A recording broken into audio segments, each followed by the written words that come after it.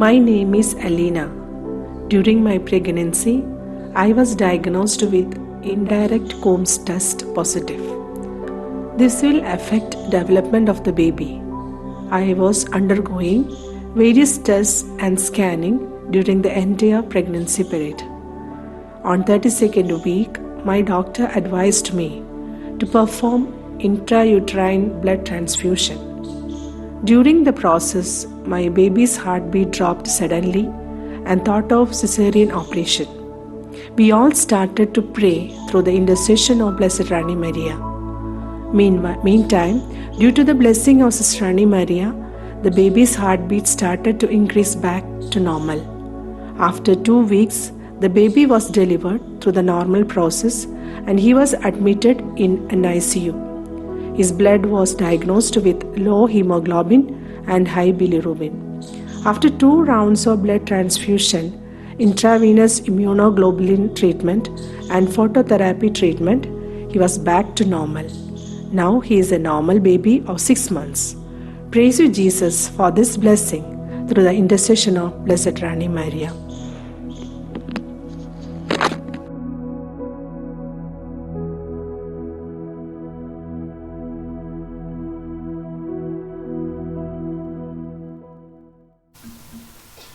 सबको जय यीशु। मैं यहाँ पर खड़ी हूँ आपके सामने एक छोटी सी गवाह देने के लिए, रानी मारिया के माध्यम से जो मैं आज अच्छी हो गई। एक छोटी सी एक चमत्कार मिली मुझे। मैं बीमार से पड़ी थी, जो बीमार एथराइटिस बोलती है। एथराइटिस रोमाटिज़म, ये दोनों चीज़ में मुझ में थी। 2 साल से मैं ये बहुत कष्ट करके मैं दवाई खाती थी, और ये ऐसा दर्द जो है, जो उंगली में और गर्दन में और मेरे कंधे में थी, जो सूजन भी आती थी। और मैं चोइत्रम के डॉक्टर से मैं दवाई ट्रीटमेंट करती थी। और ये दर्द ऐसे दर्द है जो मैं आपको कैसे मैं बताऊं। रात को विशेष करके मैं सो नहीं पाती थी, और ऐसे कभी कभी ये दर्द ना, ये उंगली सब ऐसे हो जाते थे, अखड़ जाते थे। और ये हर रोज़ मेरे को डर लगते थे ये बेड में जाने के लिए, सोने के लिए, कि मैं बैठ के कभी कदर मैं सोती थी।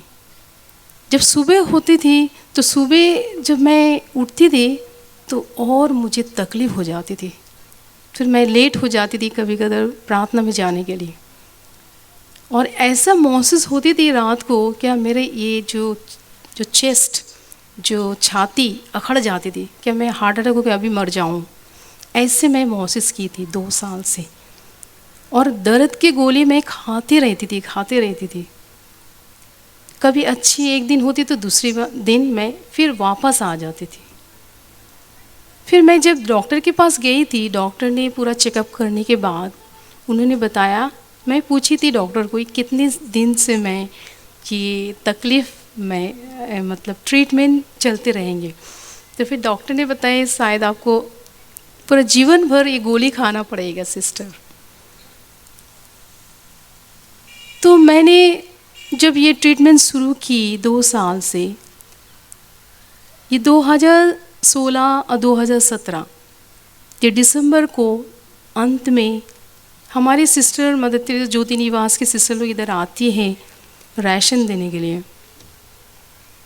तो मैंने पता नहीं ये मन में एक इच्छा हुई, एक उत्साह अचानक आई कि मैं रानी मारिया के कब्र में जाऊं और प्रार्थना करूंगी। और एक ऐसा मन में आई कि मैं अच्छी हो जाऊंगी। एक विश्वास मेरे में पता नहीं गहरा विश्वास आई। और मैं उसी सन मेरे सुपीरियर को, सिस्टर को मैं बताया, सिस्टर मेरी इच्छा हो रही है जाने के लिए, थोड़ा टाइम बिताने के लिए। तो सिस्टर ने उस दिन बोली नहीं, आज व्हीकल में जगह नहीं है, दूसरा दिन। ऐसा करके 2-3 बार पोस्टपोन्ड हो गए। तभी मैं छोड़ी नहीं, वो इच्छा जागते रही और बढ़ते रही विश्वास।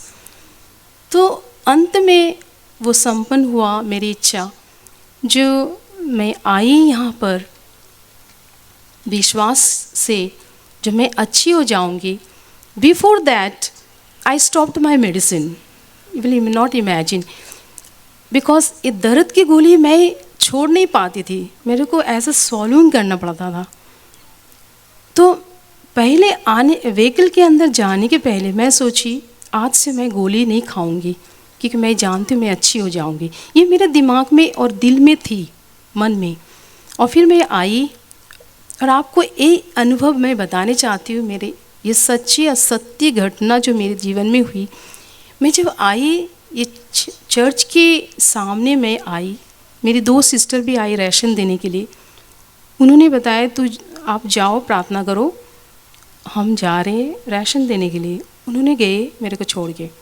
मैं जब एंट्रेंस के चैपल में एंटर किए तो मेरे को रानी मरिया की स्टैचू पूरा दिखाई दी, एक जीवित खड़ी है जैसे। तो मेरे को कभी ऐसा नहीं दिखाई दी ज़िंदगी में। मेरे को ऐसे लग रहे कि कोई खड़ी है वहाँ पर। तो मैं क्या की, मैं दौड़ के जाके उनको गले लगा ली, लगा के बहुत फूट के मैं रोई, बहुत रोई मैं।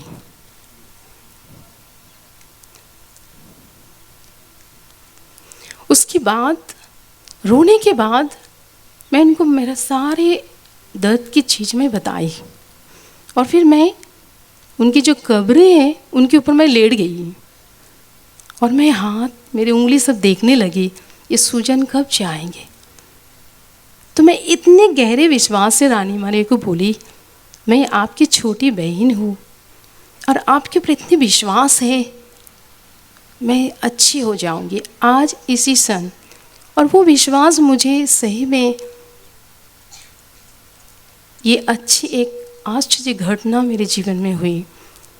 फिर जब आधे घंटे लगातार मैं प्रार्थना की और फिर मैं घर पे वापस गई, 3 हफ्ते के बाद मैं डॉक्टर के पास गई और डॉक्टर को मैंने बताई, डॉक्टर मेरे को ऐसा लग रहा है अभी कुछ एथराइटिस दर्द की मौसी से नहीं हो रही है। मैंने उनको नहीं बताई, वो सीक्रेट में रख दी। फिर डॉक्टर ने थोड़ा अचानक मुझे देखने लगे और असिस्टेंट्स और डॉक्टर जो थे वो दोनों में बातचीत करने लगे और कुछ उनको बोला ये चमत्कार मैं नहीं जानती हूँ, यदि आप। फिर उन्होंने मुझे पूरा ये जो दर्द थे दवाने शुरू किया, तो कुछ मौसिस मेरे नहीं हुई। तो डॉक्टर ने बताया तुम आज से स्टॉप करो दवाई। तो ये 2018 1 साल बीत गए और अभी तक मुझे कुछ दर्द के मौसिस नहीं हुए।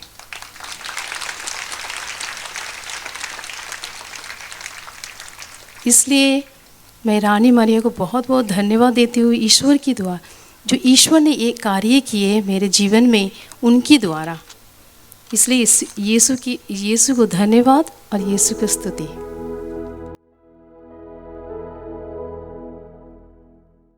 यहाँ उपस्थित आदरणीय धर्माधीशों, फादर्स, सिस्टर्स, भाई बहनों, आप सबको मेरा प्रणाम।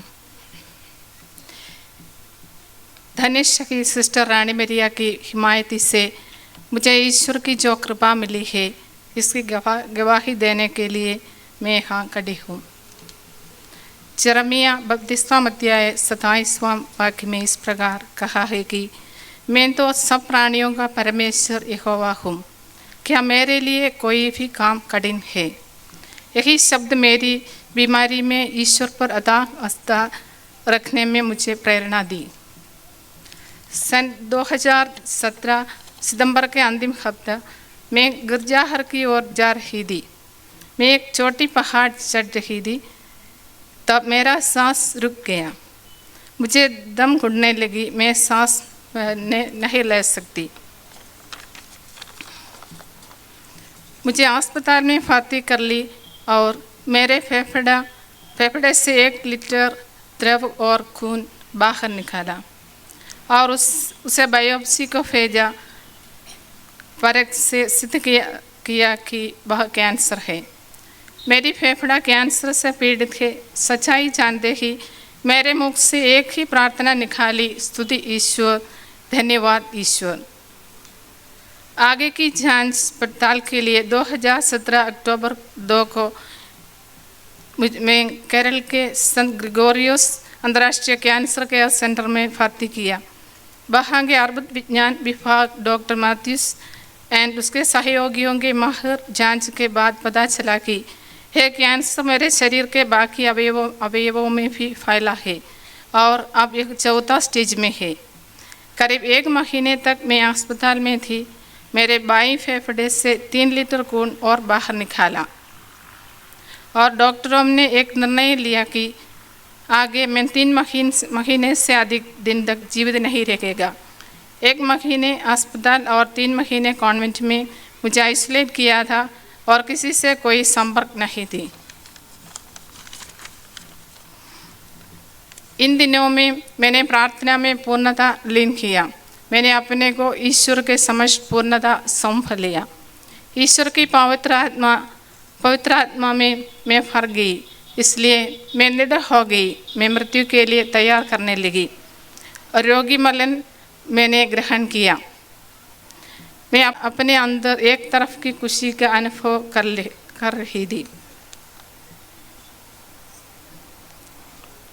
आत्मा इसके रूप में मुझे एक कीमोथेरेपी का इलाज दी और अक्टूबर 26 को मुझे अस्पताल से रिहाई दिया। मेरी चचेरा बहन सिस्टर मागी मरिया के सलाह में मैं सिस्टर रानी मरिया से विनती करना शुरू किया। मैंने regional cancer centre doctor ceases से भी परामर्श किया। उनकी राय में भी इस बीमारी के लिए आगे कुछ भी करने को नहीं है। इसके बाद 7 कीमोथेरेपी भी लिया। इसी बीच मैंने 2 साधना में भाग लिया और रिट्रीट प्रचारकों को यही संदेश मिला कि मुझे पूर्णतः चंगा मिलेंगे। मेरे सिस्टर मागी मरिया ने सिस्टर रानी मरिया की हिमायती के लिए वादा किया कि यदि मुझे चंगा मिला तो गवाही करेंगे।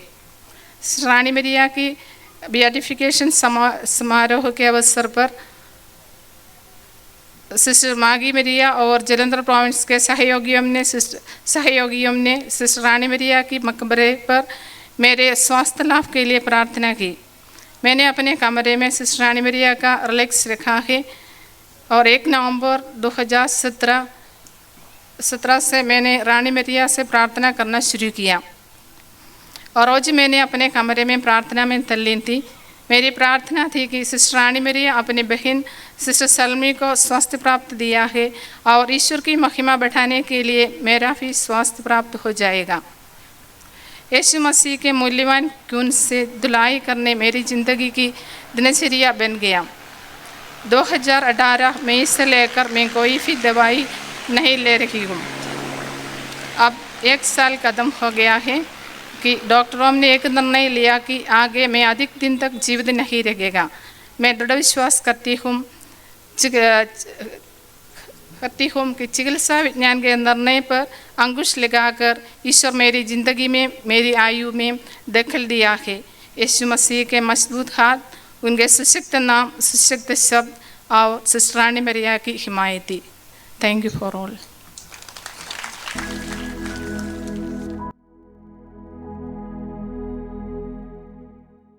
सबको जय यीशु। सबसे पहले तो आज मैं प्रभु ईश्वर यीशु ख्रिस्त, पवित्र मरिया और सिस्टर रानी मरिया को धन्यवाद दूंगी, क्योंकि आज मुझे इस पावन अवसर पर मेरी अनुमति, मेरे अनुभव मुझे यहाँ पे प्रस्तावित करने के लिए बुलाया। मैं अमरावती से एक कैथोलिक परिवार की बहू हूँ। मुझे सिस्टर रानी मरिया क्या हैं, उन्हें धन्य घोषित करने के टाइम मुझे कुछ भी मालूम नहीं था कि सिस्टर रानी मरिया की लाइफस्टाइल क्या थी, उनके साथ क्या हुआ तो उन्हें धन्य घोषित कर रहे हैं। अमरावती में फादर ने बताया चर्च में कि इंदौर में ऐसा कार्यक्रम है, सिस्टर को धन्य घोषित करने जा रहे हैं, तो आप जिसको जाना है तो आप जाओ।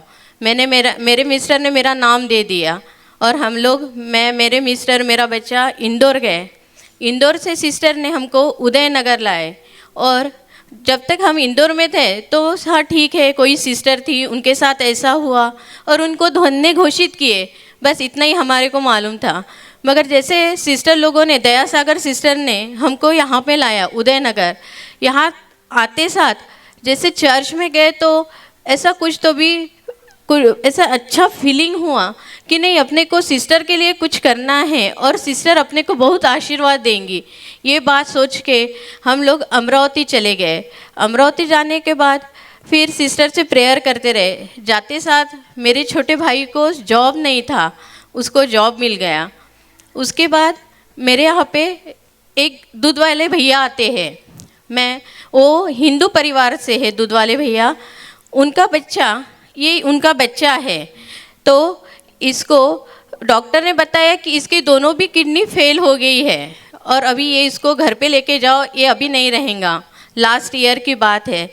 तो वो भैया मेरे पास आए और बोलने लगे, भाभी मैं अब कैसा करूं, क्योंकि मेरे को एक ही लड़का है, मेरे पास अभी पैसे भी नहीं है, कुछ भी नहीं है, और उसको पानी भी पिलाएंगे तो वो ग्रीन कलर की वोमिटिंग कर देता है। अभी मेरे को कुछ भी समझ में नहीं आ रहा कि मैं कैसा करूं। तो मैंने उनको बोली ठीक है, आप घर पे जाओ, सब अच्छा हो जाएगा। वही टाइम मेरा बच्चा खाना खा रहा था और उन्होंने उनके बच्चे के बारे में मेरे को बताया। मैंने मेरे यहाँ पे सिस्टर रानी मरिया का एक आल्तर है, मैंने उनको बताई, सिस्टर एक वो भी लड़का है जिसको पानी नहीं हो रहा, पानी भी पचना नहीं, उसको वोमिटिंग हो रही, और एक मेरा लड़का है कि खाना खा रहा।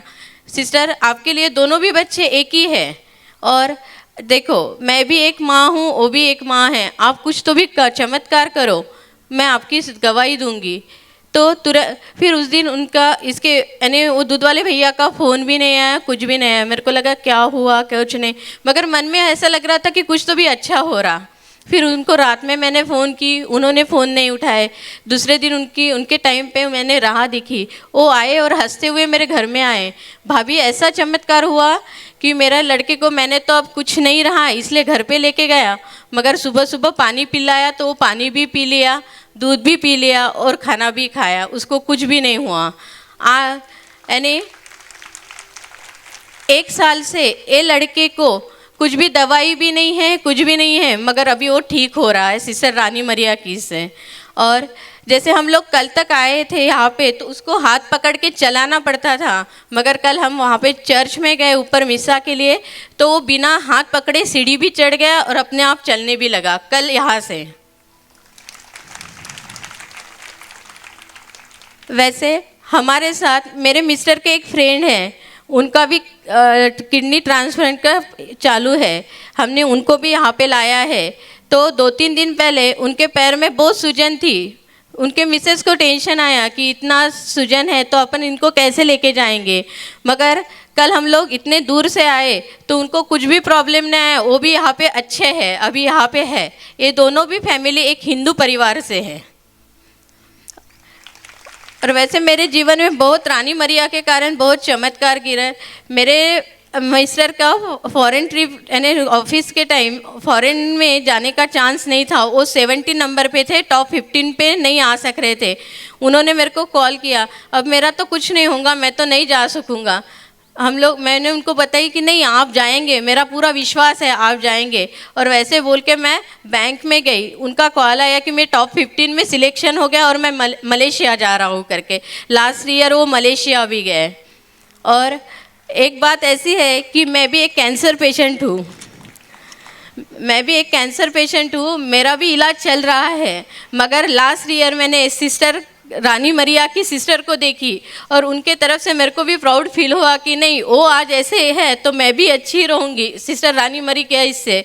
तो मेरे भी 4-5 केमो हुए हैं, मगर लास्ट ईयर से मैंने कुछ केमो भी नहीं ली, जो मेडिसिन है वो भी चल रही नहीं, थोड़ा फार तकलीफ चलते रहता है, मगर मेरा विश्वास है कि मैं भी ठीक हो जाऊंगी और मेरी पूरी फैमिली भी ठीक हो जाएंगी, ये मेरा विश्वास है।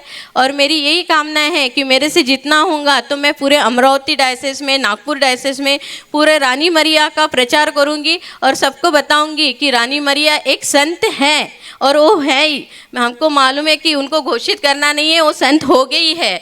इसलिए मेरा ये पूरा विश्वास है और मैं पूरे विश्वास के साथ बोलती हूँ कि रानी मरिया एक संत है। उनका बहुत बहुत उपकार है हमारे फैमिली पे, बहुत आशीष है। इसलिए मैं पूरे दिल से चाहती हूँ कि रानी मरिया को संत घोषित ही करना चाहिए। बस इतने मेरी ये है। Thanks Lord.